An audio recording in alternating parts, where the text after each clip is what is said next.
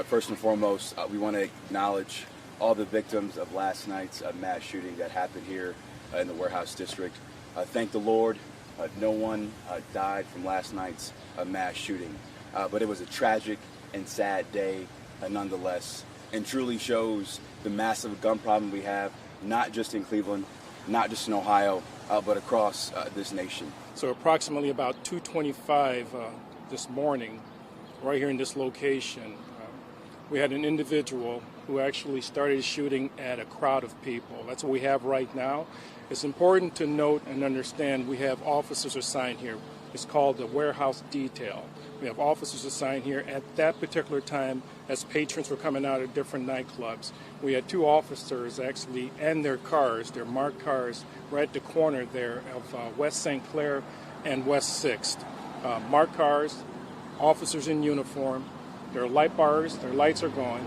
We also had an additional officer just a little bit further north, parked, I believe, just getting out the car, and also a sergeant that was also driving northbound from West St. Clair towards West Lakeside when this occurred.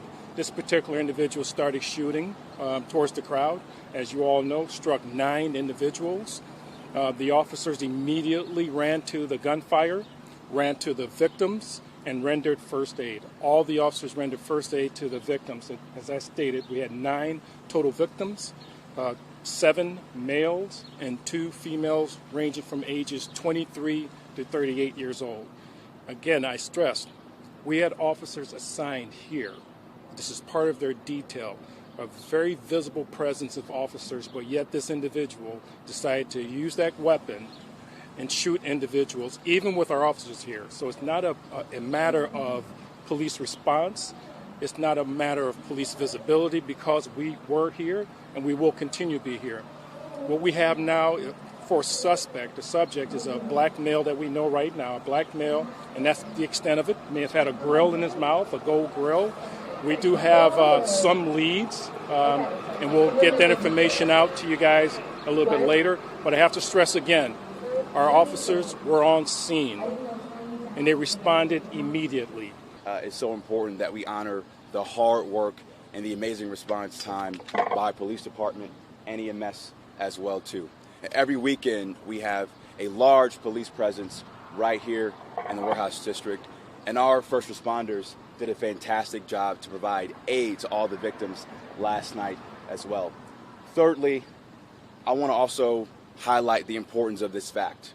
Last summer, the Republican-led legislature in Columbus passed Senate Bill 215. And across this state, from Cleveland to Columbus and Cincinnati, we've seen an uptick in shootings across our state. We need Republicans in Columbus to give us mayors more tools to get guns off our streets. I am sick and tired of getting these calls late at night. I'm sick and tired of hearing from our residents and victims of gun violence, and Republicans blaming us as mayors for violent crime. We need their help.